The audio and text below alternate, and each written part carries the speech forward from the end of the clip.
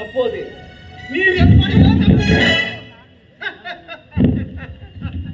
ஆனால் இப்போது விளக்கை தேடி வந்த விட்டில் போச்சு போல என்னிடம் வசமாக மாட்டிக்கொண்டாய்.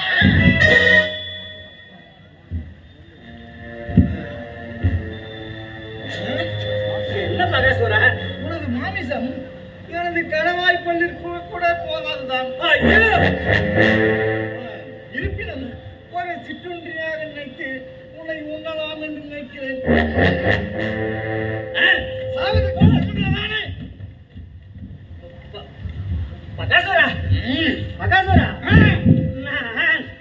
நான் சாவதற்கு வரவில்லை பகாசுரா, உன்னிடம் சமாதானம் பேச வந்திருக்கிறேன்.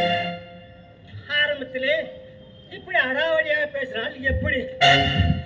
நானோ பயந்த பிராமணன், அச்சம் நிறைந்த அந்தனர், யாரோ கொஞ்சம் நஞ்சம் இருக்கிற கையில் வரவேற்று உன்னிடம் பேச்சுவார்த்தை நடத்தலாம் என வந்திருக்கிறேன். பேச்சுவார்த்தையா? மூச்சு நிற்கப் போகிறது, அதை பற்றி கவலைப்பட்டீரா? புலியின் குகைக்குள் வந்த புள்ளிமான் இனி புலம்புவதால் பயன் ஏதுமில்லை.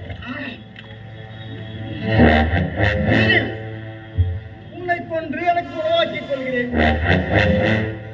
அதன் பிறகு உனது ஊரையே அழித்து ஒழித்து நரமாமிசங்களை கொன்று நன்று திட்டலாம் என்று முடிவிட்டு.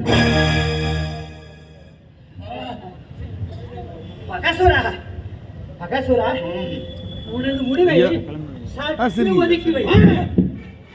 நான் சொல்வதை சற்று கவனமாக காது கொடுத்து கேள். நீ ஒவ்வொரு முறையும் கிராமத்துக்குள் வந்து ஆடு மாடுகளையும் அப்பாவி மக்களையும் கொன்று தின்று விட்டு வந்துவிடுகிறாய். அதன் பிறகு அந்த மக்களின் அழுகுறலை என்னால் காது கொடுத்து கேட்க முடியுமா? அசுரகுலம் அழுகுறலை பற்றி கவலைப்பட்டதில்லை அந்தனரே. எங்களை பொறுத்தவரை நாங்கள் வெட்டி வீழ்த்துகின்ற மனித தலைகள் எல்லாம் இலையுதிர் காலத்து இலைகளை போலத்தல் ரத்த வெள்ளத்திலே நீந்தி விளையாடுவது இந்த ரத்தத்தோடு கலந்த குல வழக்கம்.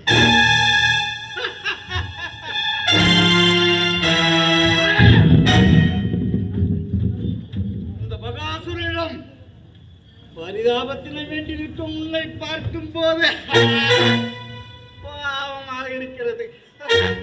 ஆம் பகாசுரா, ஆம், நீ இப்படி பாவ புண்ணியம் பார்த்து நடந்திருந்தா உன்னால் இன்று பாதி கிராமமே அழிந்திருக்காது.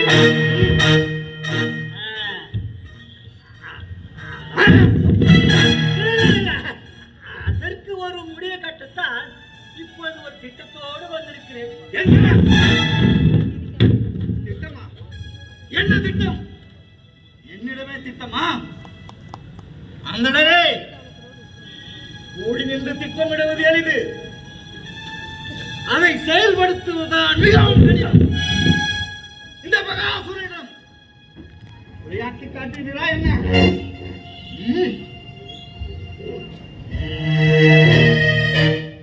சிங்கத்துக்குள் வந்து திருடி விளையாட்டுகிறதா என்ன?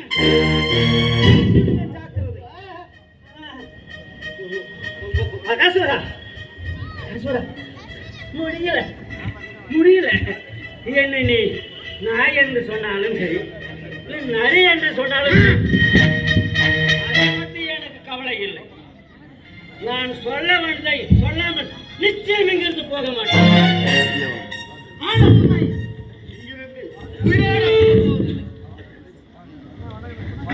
இருப்பினும் உனக்கு ஒரு இறுதியாக ஒரு வாய்ப்பு.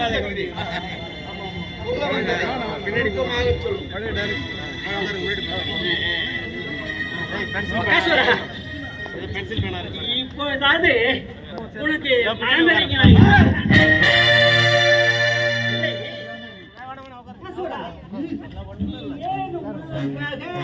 அவ்வளவு தூரம் கிராமத்தை தேடி நாடி வர வேண்டும்.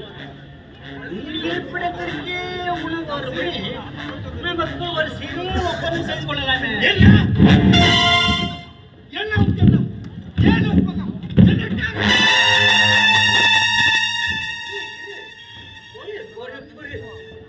இப்படி அடுக்கடுக்காக அச்சமுட்ட வகையில் கேட்டால் எப்படி பகசுவ? நீ இனிமே ஊருக்குள் வந்து அப்பாவி மக்களையும் ஆடு மாடுகளையும் ஒன்று தின்னக்கூடாது. அதற்கு பதிலாக வாரம் ஒருவர் கட்ட வண்டியில் எருமமாடு பூட்டிய கட்ட வண்டியில் பாட நிறைய கல்லு உணவு பண்டா உணவு தின்பண்டா எல்லாத்தையுமே ஒன்னு இருப்பிடத்துக்கே நாங்கள் அனுப்பி வைக்கிறோம்.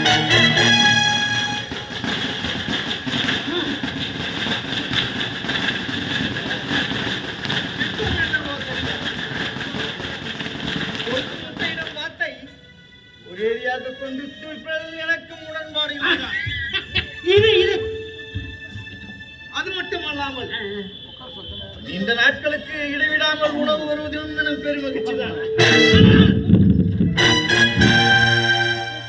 மாமிசம் சாப்பிடாமல் என்னால் இருக்க முடியாதே.